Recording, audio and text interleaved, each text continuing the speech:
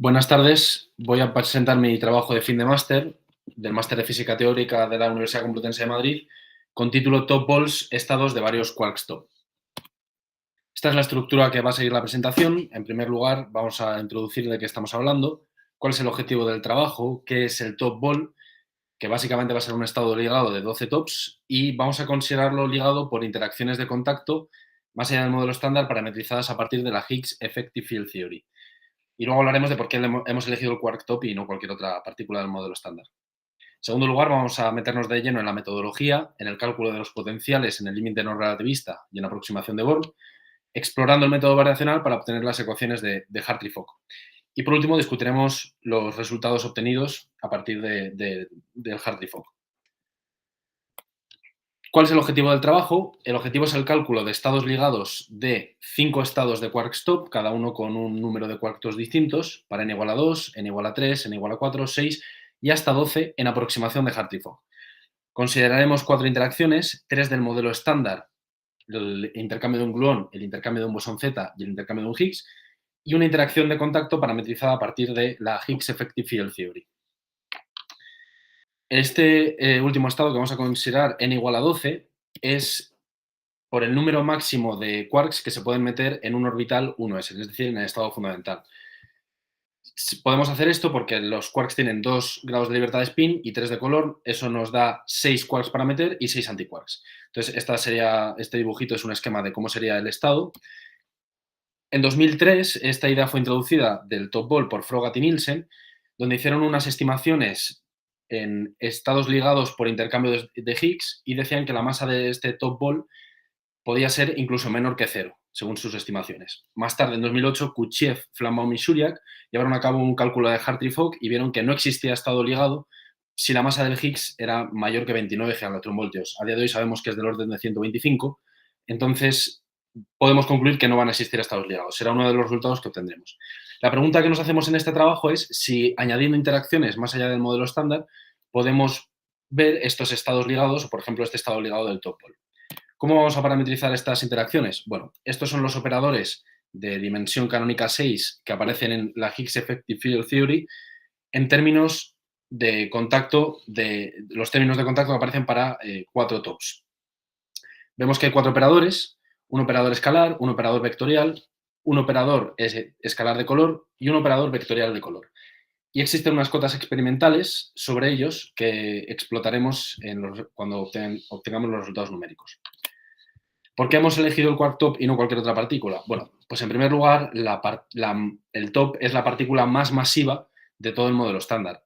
Esto implica que su acoplo con el Higgs es el más fuerte de todos, de hecho es del orden de la unidad, y esto en el paper original de Frogat y Nielsen decían que era la partícula que más probablemente podía formar estados ligados a partir de este acoplo, ya que tenía el acoplo más fuerte de todo el modelo estándar. Una contraparte de esto es que su anchura es muy grande, entonces es tan grande que no le da tiempo a formar estados ligados, ni siquiera el toponio, que es un estado de top antitop, se prevé que se podría observar ya que son estados muy anchos. La pregunta que nos hacemos aquí es si añadiendo interacciones más allá del modelo estándar podemos lograr compensar esta gran anchura reduciendo la masa con una gran energía de ligadura. Bueno, el canal principal de esa interacción que da esta anchura es el top en un bottom y un W+. Vamos a ver cómo vamos a proceder. Vamos a proceder a partir de un cálculo de potenciales no relativistas en aproximación de Born. Estos son los espinores expandidos en el límite en orden 0 de la expansión P partido por M. En este caso, el límite no relativista está bien justificado, ya que la masa del top pues, es, como ya hemos dicho, la más grande de todo el modelo estándar. ¿Cómo vamos a hacer? Pues a partir de diagramas de Feynman a leading order obtendremos la amplitud de probabilidad. De ahí extraeremos el potencial en la aproximación de Born a partir de la transformada de Fourier y con las funciones de onda que vamos a obtener podremos obtener el valor esperado del potencial y a partir del método variacional obtendremos las ecuaciones de Hartree-Fock. Vamos a dar un ejemplo de cómo sería este primer procedimiento para el caso del gluón y los demás sobreentenderemos que el procedimiento es equivalente. El diagrama de Feynman para un intercambio de un gluón entre un quark y un antiquark es este de aquí, y el elemento de matriz es este con dependencia en los números cuánticos de color, I, J, K, N. En el límite no relativista, la dependencia en el color sigue siendo la misma y la estructura es un poco más sencilla, y la transformada de Fourier nos da el conocido potencial de Coulomb, corregido, bueno, digamos multiplicado por un término, las matrices de Gell-Mann, que aparecen con los índices de color. Para contraer estos índices necesitamos las funciones de onda de color. En este caso, vamos a considerar todos singletes de color de acuerdo a las observaciones hasta el día de hoy. Esta es la función de onda de un singlete de color para un quark y un antiquark, y el elemento de matriz obtenido pues, nos da el potencial de Coulomb con un factor de color de menos 4/3. Sería un potencial atractivo. Nótese que este potencial, este factor, prefactor que hemos obtenido, sería distinto para el caso del quark-quark o de antiquark-antiquark. No solo porque el signo sería distinto debido a las contracciones de Wick, sino que la función de onda sería distinta y por tanto el factor de color no sería el 4/3 que vemos aquí. Siguiendo este mismo procedimiento, obtendríamos los potenciales para las interacciones del Higgs, del Z y las interacciones de contacto de las que hemos hablado antes.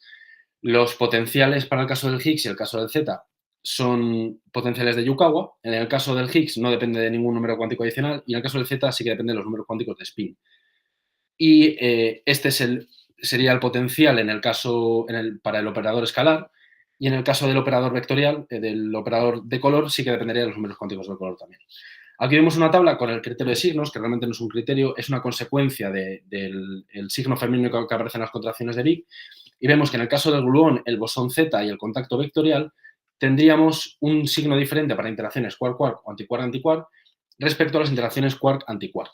En el caso del Higgs, el contacto escalar, las interacciones serían universalmente atractivas. ¿Cómo vamos a obtener las ecuaciones de Hartree-Fock? Bueno, pues a través de un método variacional. Presentamos aquí el hamiltoniano de n partículas, donde se consideran interacciones de dos cuerpos.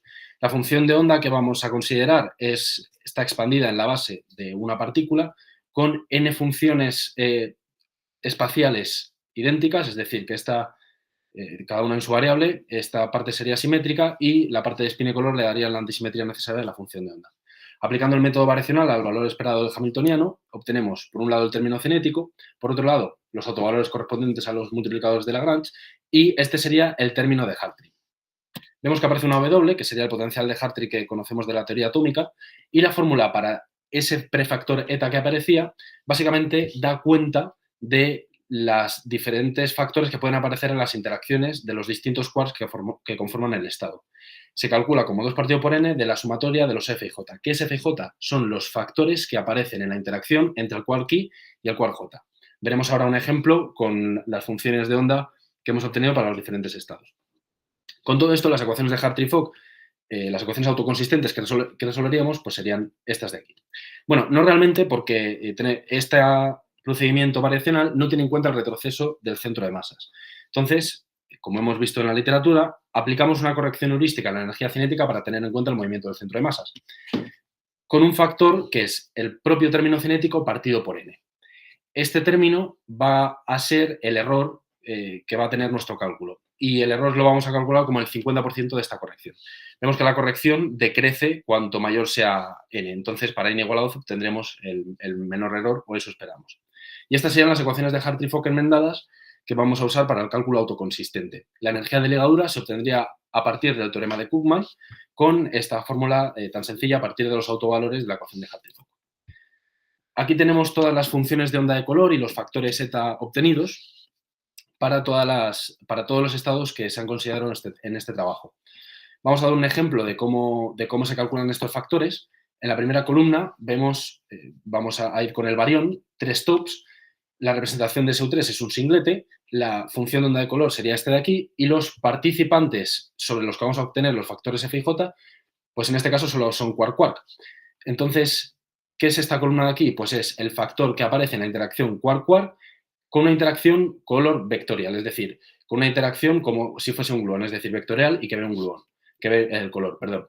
Y esta sería la equivalente de color escalar, es decir, como un gluón, pero escalar. Y este sería el factor que aparece en la interacción quark-quark. Este eta sería el que obtendríamos a partir de aplicar la fórmula de eta a estos factores f y j. En el caso de color vectorial, este sería para el caso color escalar, este sería para el caso vectorial y para el caso escalar. Nótese que en esta columna, en la columna de color vectorial, todos los factores son menos 4/3. Esto está de acuerdo con una de las hipótesis que hemos visto en la literatura, que cuando un quark interacciona con un antiquark, un quark sería un triplete de color, pues lo que ve es un un antitriplete, y el factor de color que aparece en la interacción, en el intercambio de un gluón de un triplete y un antitriplete es -4/3, que es lo que se ve en una aproximación de campo medio. Con todo esto podemos ir directamente a los resultados obtenidos con el algoritmo de Hartree-Fock. Estos son los parámetros que hemos utilizado: la masa, la anchura, el acoplo fuerte, que lo hemos evaluado de manera autoconsistente a un loop, en la escala de 1 del radio típico de este tipo de partículas, que sería pues m por alfa, y nos sale 0,16. Este sería el acoplo con el Higgs y este sería el ángulo de pi. Vamos a empezar por el Higgs. Las ecuaciones de Hartree-Fock para n igual a 12 en el caso del intercambio del Higgs serían estas de aquí.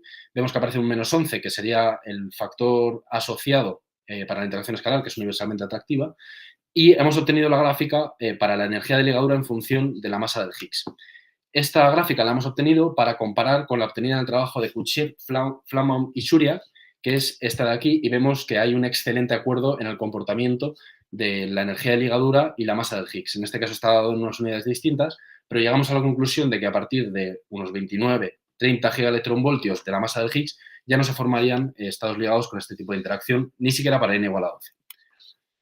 Por otro lado, el bosón Z, su potencial, veíamos antes que venía dado por un Yukawa y un factor de spin, y este factor de spin, como no hemos calculado de manera explícita las funciones de onda, hemos dado una cota máxima sobre la energía de ligadura que se puede obtener con este tipo de potencial, y la cota máxima es una energía positiva, es decir, en el caso en el que más ligadura podría haber, la energía es positiva. Entonces, concluimos que el bosón Z, el intercambio de bosones de Z entre los tops, no dan estados ligados. Para el caso del gluón, vamos a utilizar el potencial next to leading order, donde todos estos parámetros están definidos en el trabajo, y lo que vemos es vemos que la corrección next to leading order da una pequeña desviación respecto a la línea verde, que es la de leading order. Entonces nos va a dar estados ligados que son ligeramente distintos, como vamos a ver en la siguiente tabla. Aquí se presentan las energías de ligadura para los diferentes estados, a leading order y a next to leading order. Y en la gráfica, en la columna de la derecha, se muestra la anchura en gigaelectronvoltios de las partículas calculadas como n veces la anchura de cada top individualmente. Vemos que las energías de ligadura son grandes, pero no tan grandes como la anchura. Solo sucede, hay un solapamiento en el caso de n igual a 2, y aquí es donde hemos decidido dar un criterio a la detectabilidad basado en el criterio óptico de Rayleigh en las gráficas de Breit-Wigner. La gráfica de Breit-Wigner en el umbral sería esta línea roja punteada, y el de un hipotético estado ligado que tendría una masa un pelín menor, pues sería este de aquí, el azul. Entonces, hemos dicho que si la energía de ligadura es del orden de la anchura o mayor, este estado sería detectable. Si no, estos dos espectros, el estado sería tan ancho que no sería detectable. Un caso muy crítico de estos es durante mucho tiempo discutido la resonancia F0500, que tiene una anchura del orden de su masa. Entonces, esperamos que los estados que vayamos a obtener puedan tener este tipo de estructura y les pueda pasar parecido que a la F0500. En el caso de las interacciones de contacto, la ecuación de Hartree-Fock radial para la interacción vendría dado por el término cinético en la variable radial, y el término potencial nos daría una ecuación de Rödinger no lineal, que se ve mucho en tratamientos ópticos, y para el algoritmo que nosotros hemos desarrollado presenta algunas inestabilidades numéricas. Por eso hemos decidido atender a la naturaleza de las interacciones de contacto que estamos considerando, más allá del modelo estándar, que sería el intercambio de una partícula masiva de masa lambda igual a un teraelectronvoltio. Esta masa, lambda, idealmente tendría que tender a infinito para obtener un potencial de contacto con una delta de Dirac, pero en este caso lo hemos hecho a partir de la escala, es decir, la escala de un teraelectronvoltio para la escala del problema pues es prácticamente infinito. Entonces, este será el potencial que vamos a considerar. Por último, pues vamos a juntar todo y a considerar las interacciones de modelo estándar y las de contacto de la Higgs Effective Field Theory. El potencial total vendría dado por las interacciones de contacto, parametrizado por un alpha contact, que ahora vamos a ver lo que es, la interacción con el Higgs, la interacción con el W, o sea, con el Z, perdón, y la interacción con el gluón.